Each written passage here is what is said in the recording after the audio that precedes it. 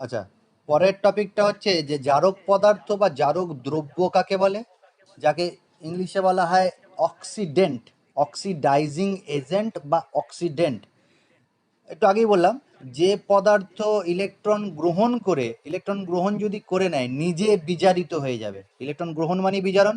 তাহলে যে পদার্থ ইলেকট্রন গ্রহণ করে নিজে বিজারিত হয়, খুব ইম্পর্টেন্ট কথা, অপরকে জারিত করে, এটা আমি গোল করলাম, অপরকে জারিত করে, এইভাবে মনে রাখবে। তোমাদের মধ্যে কেউ কিন্তু ফোন করো না, ফোন করলে আমার কিন্তু মিউট হয়ে যাবে ফোনটা, হ্যাঁ, কথাটা শুনতে হবে না। তাহলে যে যে পদার্থ নিজে বিজারিত হয়ে অপরকে জারিত করে, এই অপরকে জারিত করে এই কথাটা মনে রাখলেই হবে। যে পদার্থ অপরকে জারিত করে তাকে জারক পদার্থ। একই রকম ভাবে যে পদার্থ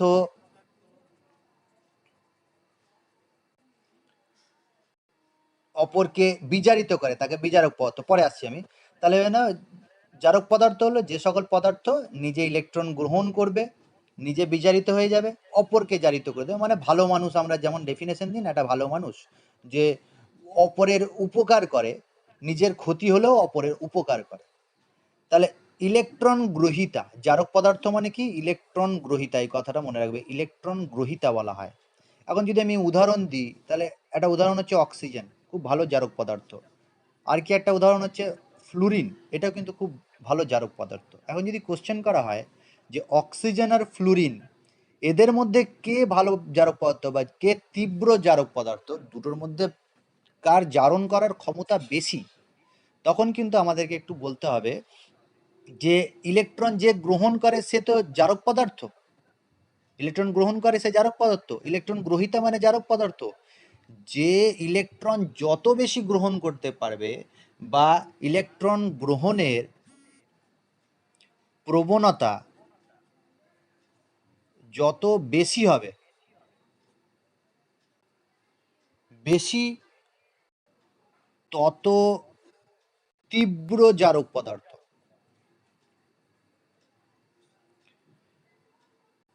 তত তীব্র ইলেকট্রন গ্রহণের প্রবণতা যত বেশি হবে তত তীব্র, অর্থাৎ যে যত বেশি ইলেকট্রন গ্রহণ করবে সে তত ভালো জারক পদার্থ হবে। অক্সিজেন আর ফ্লুরিনের মধ্যে ফ্লুরিন কিন্তু বেশি ইলেকট্রন গ্রহণ করতে পারে। আমাদের পুরনো সংজ্ঞা অনুযায়ী, পুরনো ধারণা অনুযায়ী আমরা জানি যার ইলেকট্রন নেগেটিভিটি বেশি হয় সে বেশি ইলেকট্রন গ্রহণ করতে পারে বা ইলেকট্রন নিজের দিকে বেশি টানে। তাহলে ফ্লুরিনের ইলেকট্রন নেগেটিভিটি বা তড়িৎ ঋণাত্মকতা অনেক বেশি, তাই ফ্লুরিনের চারণ ধর্ম বেশি। আবার একটা আম, জিনিস আছে, কনসেপ্ট আছে, সেটা হচ্ছে ইলেকট্রন গ্রহণ এনথালপি, ইলেকট্রন অ্যাফিনিটি যাকে বলা হয়। এটা মনে হয় ক্লাস 10-এ ছিল না, ইলেকট্রন অ্যাফিনিটিটা, বা 9-এ ছিল না। ইলেকট্রন আসক্তিও বলা হয়। ইলেকট্রন আসক্তি কিন্তু ফ্লুরিনের অনেক বেশি, ইলেকট্রন আসক্তি, ইলেকট্রন নিজে গ্রহণ করে অনেক বেশি, তাই ফ্লুরিন কিন্তু জারক পদার্থ। তাহলে জারক পদার্থের সংজ্ঞাটা আমি জেনে গেলাম, যে পদার্থ ইলেকট্রন গ্রহণ করে নিজে বিজারিত হয়, অপরকে জারিত করে। আর তাহলে ইলেকট্রন গ্রহিতা মানে জারক পদার্থ, যত বেশি ইলেকট্রন গ্রহণ করবে তত তীব্র জারক পদার্থ হবে। অক্সিজেন, ফ্লুরিন, এছাড়া আছে ওজোন, এছাড়া আছে KMnO4। এই উদাহরণগুলি একটা দুটো মনে রাখলেই হবে, বেশি মুখস্থ রাখার দরকার নেই।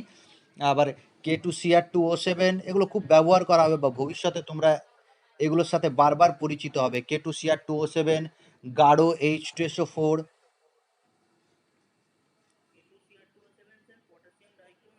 কটা, হ্যাঁ, পটাশিয়াম ডাইক্রোমেট K2Cr2O7। আর এছাড়া কি আছে, HNO3, নাইট্রিক অ্যাসিড ইত্যাদি, এগুলো কিন্তু জারক পদার্থ।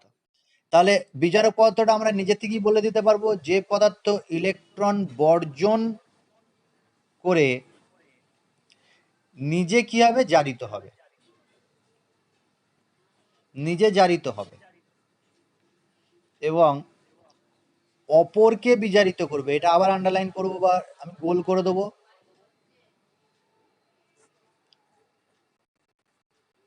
অপরকে বিজারিত করে, তাকে বলবো আমরা বিজারক পদার্থ। তাহলে এটা যেমন ইলেকট্রন গ্রহীতা হবে, তাহলে ইলেকট্রন দাতা হবে, এটা ইলেকট্রন দাতা। তাহলে তীব্র বিজারক পদার্থ কাদের বলবো, যে যত বেশি ইলেকট্রন বর্জন করবে সে তত তীব্র হবে। ইলেকট্রন বর্জন প্রবণতা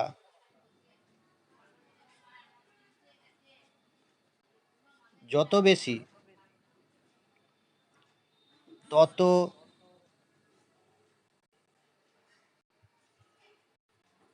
তীব্র বিজারক পদার্থ। একে বলা হয় রিডাকটেন্ট, রিডিউসিং এজেন্ট। উদাহরণ আছে অনেকগুলো, উদাহরণের মধ্যে কিছু উদাহরণ দিই আমি। আবার বলি, উদাহরণ মুখস্থ রাখার প্রয়োজন নেই, মানে সবগুলো মুখস্থ রাখার দরকার নেই, একটা দুটো রাখলেই হবে। H2, হাইড্রোজেন, হাইড্রোজেন তো অবশ্যই হবে। হাইড্রোজেন আয়োডাইড হবে, হাইড্রোজেন সালফাইড হবে, তারপরে হাইড্রোজেন এর যে অ্যাসিডগুলো সেগুলো হবে, তবে সব অ্যাসিড নয়। ধাতুগুলো হবে, সব ধাতুগুলো প্রায়।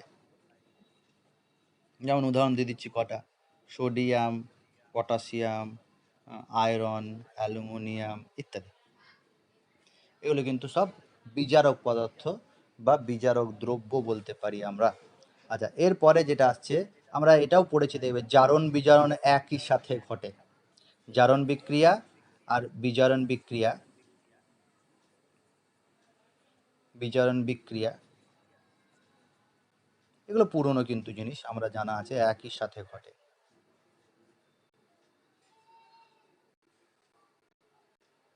কে গো, কি কনসেপ্ট শেয়ার করছো? অন্য কিছু পড়ছো নাকি আবার? এই যে বিক্রিয়াটা আছে, জারণ বিজারণ একই সাথে ঘটে। জারণ বিক্রিয়া আর বিজারণ বিক্রিয়া আমি দেখাচ্ছি একটা গোটা reaction. Copper, zinc solid, copper sulphate aqueous মানে জলীয় দ্রবণে আছে, ইকুয়ালস টু কি হয়েছে, জিঙ্ক সালফেট অ্যাকুয়াস জলীয় দ্রবণে, আর কপার সলিড হয়ে গেছে। এইখানে দেখো দুটো বিক্রিয়া হয়েছে। জিঙ্ক থেকে হয়েছে ZnSO4, এটাকে যদি আমি আয়নের আকারে লিখি তাহলে এরকম দেখতে হবে। CuSO4 জলীয় দ্রবণে ভেঙে গিয়ে কি হবে, Cu2+, আর SO4 2-, SO4টা লিখিনি, Cu2+। ZnSO4টা জলীয় দ্রবণে ভেঙে কি হবে, Zn2+, আর SO4 2-, SO4টা লিখিনি, আর তৈরি হয়েছে Cu সলিড। তাহলে এখানে জিঙ্ক থেকে জিঙ্ক 2+ হয়ে গেছে, আর কপার 2+ থেকে কপারে গেছে। তাহলে আলাদা আলাদা করে যদি লিখি, ভেবে নাও আমি লিখছি ZnS থেকে Zn2+, তাহলে কেউ একজন বুদ্ধি করে বলো এটা কি হয়েছে, জারণ হয়েছে না বিজারণ হয়েছে? Zn থেকে Zn2+, ইলেকট্রন কনসেপ্ট অনুযায়ী Zn থেকে Zn জারণ, দুটো ইলেকট্রন সে বর্জন করেছে। এটাকে বলছি আমরা জারণ অর্ধ বিক্রিয়া, জারণ অর্ধ বিক্রিয়া, অক্সিডেশন হাফ রিয়াকশন বলা হয়। আরেকটা কি হয়েছে, Cu2+ থেকে Cu সলিড। এখানে দেখো দুটো ইলেকট্রন সে গ্রহণ করেছে, এখানে +2 ইলেকট্রন আমি লিখে দিলাম। তাহলে +2 ইলেকট্রন যদি হয় তাহলে Cu, এটা হচ্ছে বিজারণ অর্ধ বিক্রিয়া। এই জারণ অর্ধ আর বিজারণ অর্ধ বিক্রিয়াকে যদি যোগ করি তাহলে এই বিক্রিয়াটা পেয়ে যাবে, ইলেকট্রন দুটো কেটে যাবে, আর তাহলে এই টোটাল রিয়াকশনটা পেয়ে যাবে। তাহলে আমি বলতেই পারি যে একটা বিক্রিয়া যেখানে জারণ বিক্রিয়া হচ্ছে আর বিজারণ বিক্রিয়া হচ্ছে, একসাথে জারণ আর বিজারণ হচ্ছে, এটা আমি বলতে পারি। একটা উদাহরণ দিয়ে বলে দেবো, যদিও এইগুলো আর পুরনো জিনিস দেয় না, যদি দেয় তাহলে আমাদের পারাটা কঠিন হবে না, খুব সহজেই পেরে যাব। জারণ আর বিজারণ বিক্রিয়া একই সাথে ঘটে, ঠিক আছে? আচ্ছা, এরপরে যে টপিকটা আসছে, নেক্সট টপিকটা হচ্ছে, এটা আগে আমরা হয়তো শুনেছি কিনা জানি না, জারণ অবস্থা বা জারণ স্তর, ইংলিশে বলা হয় অক্সিডেশন স্টেট। জারণ অবস্থা বা জারণ স্তর। আরেকটা কথা আছে, বিজারণ অবস্থা বা বিজারণ স্তর, আমরা দুটোকেই জারণ স্তরই বলি। জারণ স্তর বা জারণ অবস্থা, বিভিন্ন একটা ইলেকট্রন যদি সে গ্রহণ বা বর্জন করি, ইলেকট্রন গ্রহণ বর্জন এর মাধ্যমে আমরা কি করি, ইলেকট্রন গ্রহণ আর বর্জনের মাধ্যমে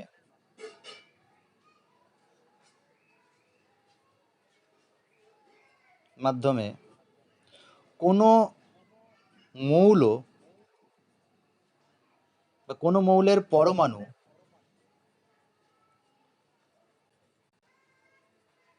পরমাণু তার আয়নে পরিণত হয়ে যায়, আয়নে পরিণত হয়ে যায়, এটা আমরা সবাই জানি। যদি ইলেকট্রন সে গ্রহণ করে তাহলে অ্যানায়নে পরিণত হবে। যেমন উদাহরণ হচ্ছে সিএল একটা ইলেকট্রন গ্রহণ করেছে, তাহলে অ্যানায়ন সিএল মাইনাস অ্যানায়নে পরিণত হয়ে গেল। আচ্ছা, আবার না একটা সোডিয়াম ইলেকট্রন বর্জন করেছে, তাহলে সে ক্যাটায়নে পরিণত হয়ে গেল। তাহলে এই ইলেকট্রন গ্রহণ বা বর্জনের মাধ্যমে কোনো মৌলের পরমাণু তার আয়নে পরিণত হয়ে যায়। যদি ইলেকট্রন গ্রহণ করে তাহলে সে বিজারিত অবস্থায় চলে যায়, এটাকে বলা হয় বিজারিত অবস্থা বা বিজারিত স্তর। আর এটা কি, সোডিয়াম বা কোনো ধাতু জারিত যদি হয়ে যায় বা ইলেকট্রন বর্জন করে দেয় তাহলে জারিত অবস্থায় চলে যায়, জারিত অবস্থা। তাহলে আমরা বলতে পারি যে ক্যাটায়ন হলো মৌলের জারিত অবস্থা আর অ্যানায়ন হলো মৌলের বিজারিত অবস্থা। বা আমি এটা বলতে পারি যে অ্যানায়ন মৌলের বিজারিত অবস্থা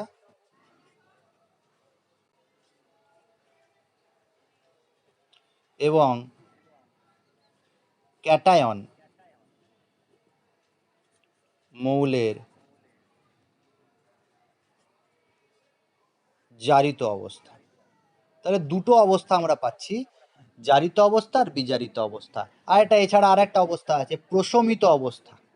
প্রশমিত অবস্থা কখন হবে, এটা একটু স্টার দিয়ে লিখলাম, যদি কোনো মৌল ইলেকট্রন গ্রহণ বা বর্জন না করে, অর্থাৎ জারণ অবস্থা যদি, জারণ স্তর যদি শূন্য হয় তাহলে তাকে আমরা প্রশমিত অবস্থা বলবো। যেহেতু আমি যদি বলি সোডিয়াম, তাহলে সোডিয়াম কি অবস্থা, সোডিয়াম হচ্ছে প্রশমিত অবস্থা। বা ক্লোরিন কি অবস্থায় আছে, এখানে ক্লোরিন প্রশমিত অবস্থায় আছে। সেই ক্লোরিন যদি ইলেকট্রন গ্রহণ করে তাহলে বিজারিত অবস্থায় চলে যাবে, আর সোডিয়াম যদি ইলেকট্রন বর্জন করে তাহলে জারিত অবস্থায় চলে আসবে। তাহলে তাহলে প্রশম অবস্থায় কোনো মৌলের জারণ স্তর কি হয় যদি কোশ্চেন করা হয়, প্রশম অবস্থায় অবস্থায় কোনো মৌলের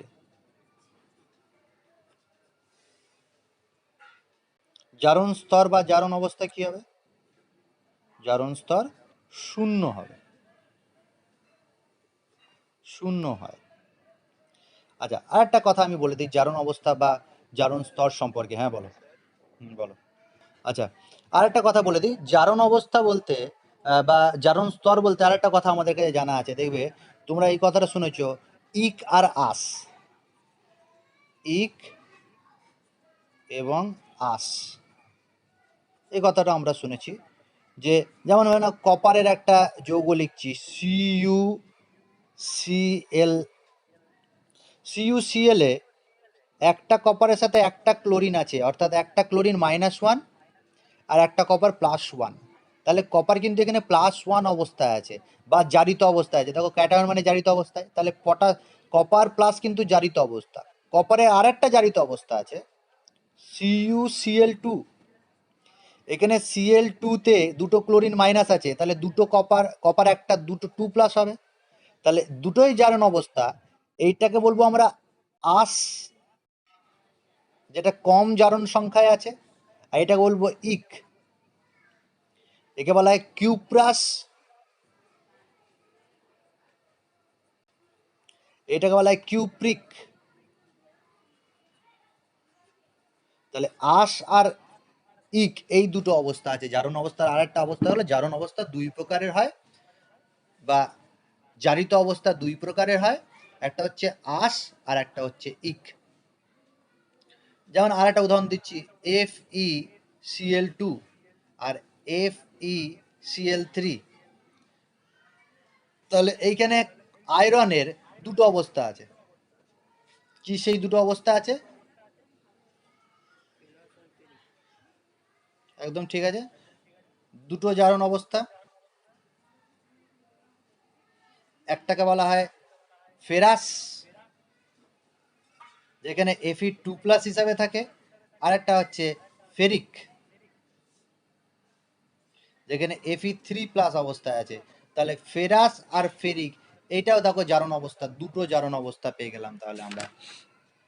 আচ্ছা, এরপরে আমরা আর একটা টপিকে যাব, যেটা খুব important, very very important topic. এটার থেকে পুরো কোশ্চেন, প্রচুর পরিমাণে কোশ্চেন আসে। সেটা হচ্ছে জারণ সংখ্যা। ওটা কিন্তু জারণ অবস্থা বলেছে, এটা বলছে জারণ সংখ্যা, যাকে ইংলিশে বলা হয় oxidation number. Oxidation number short ফর্মে আমরা এটাকে লিখবো O full stop N, oxidation number. এবার দেখো এইটা সংজ্ঞাটা কিন্তু ওইখান থেকে আসছে। আবার বইতে ছায়ার ছায়ার বইতে বা তোমাদের কাছে যে বইটাই থাকুক না কেন, সেই বইতে তুমি পেয়ে যাবে সংজ্ঞাগুলো, সংজ্ঞা পড়বে। জারণ সংখ্যার সংজ্ঞা পরীক্ষায় কিন্তু পরীক্ষায় দেয়, জারণ সংখ্যা বলতে কি বোঝো। আগে আমি একটা উদাহরণ দিয়ে বলে দিই, উপরে উদাহরণ দিয়ে বলে দিই। এই যে সোডিয়াম থেকে সোডিয়াম প্লাসে চলে গেছে, তাহলে ইলেকট্রন বর্জন করেছে, একটা ইলেকট্রন বর্জন করেছে। আবার দেখো সিইউ প্লাস আছে, সিইউ প্লাস থেকে যদি সিইউ টু প্লাসে যায়, তাহলে আবার একটা ইলেকট্রন বর্জন করতে হবে। এফই টু থেকে এফই থ্রিতে গেলে আবার ইলেকট্রন বর্জন করতে হবে। এই যে ক্লোরিন আছে, সেই ক্লোরিন একটা ইলেকট্রন গ্রহণ করে সিএল মাইনাসে গেছে। যতগুলো ইলেকট্রন আমরা গ্রহণ করছি বা বর্জন করছি, সেই সংখ্যাটাকে বলবো সেই মৌলটার জারণ সংখ্যা। যেমন মৌলতার নির্দিষ্ট জারণ অবস্থায় পৌঁছানোর জন্য, মৌলতার নির্দিষ্ট জারণ অবস্থায় পৌঁছানোর জন্য যে যে যতগুলো সংখ্যক বা যে কটি ইলেকট্রন গ্রহণ বা বর্জন করে, তাকে তার জারণ সংখ্যা বলে। এবার আমি যদি বলি এফই থেকে আমাকে জারিত অবস্থায় যেতে হবে এফই থ্রি প্লাস, তাহলে কটা ইলেকট্রন বর্জন করতে হয়েছে আমাকে? তিনটে ইলেকট্রন বর্জন করতে হয়েছে, তাহলে আমার জারণ সংখ্যা কিন্তু 3।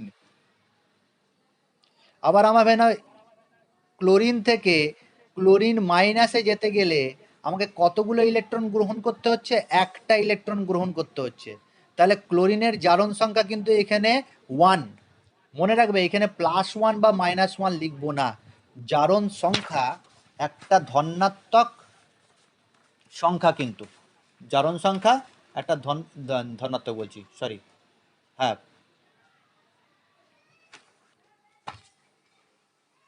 হ্যাঁ কি বলছিলাম, জারণ সংখ্যা এখানে +3 হবে, এখানে জারণ সংখ্যা হবে -1, ঠিকই বলছিলাম।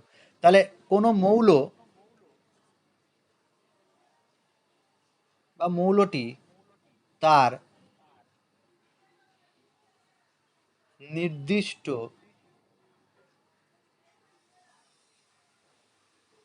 জারণ স্তরে পৌঁছাতে, জারণ স্তর কি কি আছে? বিজারণ স্তর আছে আর জারণ স্তর আছে। পৌঁছাতে হলে যে কটি ইলেকট্রন গ্রহণ বা বর্জন করে, সেই সংখ্যাকে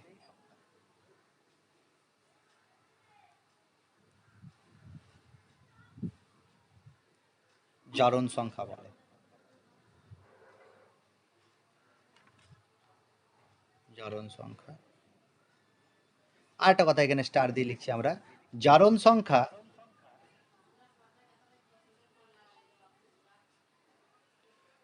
ধনাত্মক হতে পারে, ঋণাত্মক হতে পারে,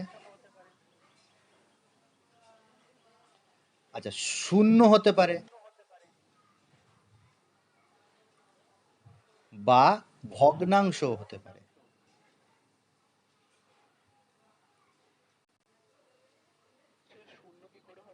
সব সব দেখাবো, শূন্য হতে পারে আর ভগ্নাংশ হতে পারে, ঠিক আছে? আমি সব উদাহরণগুলো দেখাবো, পরে দেখাচ্ছি, একটু পরেই দেখাচ্ছি। তাহলে জারণ সংখ্যা কি হতে পারে? ধনাত্মক, ঋণাত্মক, শূন্য বা ভগ্নাংশ হতে পারে। আর যতগুলো ইলেকট্রন গ্রহণ বা বর্জন করবে সেই সংখ্যাটাকে জারণ সংখ্যা বলে। একটা কোশ্চেন আমাদের তো দেয় না, তবে জেনে রাখা খুব দরকার আছে, জারণ সংখ্যা আর যোজ্যতা। এই কোশ্চেনটা একটু লিখে রাখবে তোমরা, যে জারণ সংখ্যা আর যোজ্যতা পার্থক্য কি। এটা হোমওয়ার্ক দিলাম তোমাদেরকে, জারণ সংখ্যা আর যোজ্যতা এদের পার্থক্যটা কি, জারণ সংখ্যা কাকে বলবো আর বিজারণ সংখ্যা কাকে বলবো।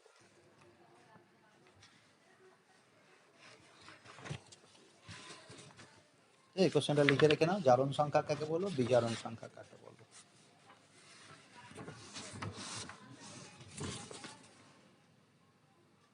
যে কোশ্চেনটা পরীক্ষায় দেবেই, এই কোশ্চেনগুলো দেবেই, কিছু মৌল তোমাকে দিয়ে দেবে পরীক্ষায়, সেই মৌলগুলোর ক্ষেত্রে জারণ সংখ্যা নির্ণয় করতে বলবে, যে জারণ সংখ্যা নির্ণয় করে দেখাও এদের জারণ সংখ্যা কত।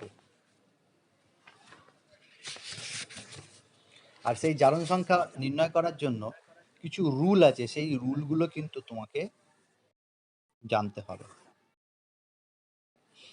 না, আমি তোমাকে একটা উদাহরণ দিচ্ছি। FeCl2, এক্ষেত্রে Fe এর জারণ সংখ্যা কত বলো দেখি? 2। 2 বললে কিন্তু ভুল হয়ে যাবে, +2, এটা ঠিক।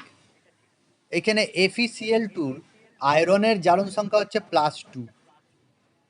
আচ্ছা, আরেকটা কোশ্চেন হয় না, এখানে দিলাম Fe2Cl4, এক্ষেত্রে আয়রনের জারণ সংখ্যা কেউ বলো দেখি আমাকে।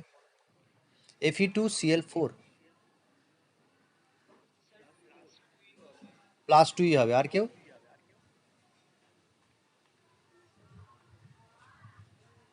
আর কেউ কিছু যদি বলতে চাও? +2ই হবে, সবাই একই বলছি, +2ই হবে। হ্যাঁ, +2ই হবে। যদিও এখানে Fe2 আর Cl4 আছে, মনে রাখবে যেটা স্টার দিয়ে লিখছি আমি, কোনো মৌলের জারণ সংখ্যা যদি আমরা নির্ণয় করি, সর্বদাই প্রতি পরমাণু হিসাবে আমি জারণ সংখ্যা নির্ণয় করব। মৌলের জারণ সংখ্যা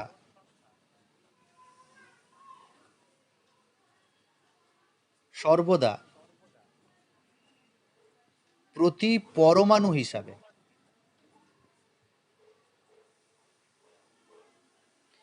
লেখা হয় বা নির্ণয় করা হয়।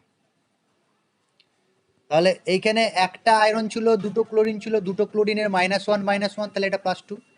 4টে ক্লোরিন আছে আর দুটো আয়রন আছে, তাহলে দুটো আয়রনের ক্ষেত্রে করলে হবে না, একটা আয়রনের জারণ সংখ্যা আমাকে বার করতে হবে। তাহলে একটা আয়রনের জারণ সংখ্যা যখনই করব, তাহলে 4কে 2 দিয়ে ভাগ করে আমরা করব, +2ই হবে। এগুলো আমি সব নির্ণয় করতে একটু পরেই শেখাবো।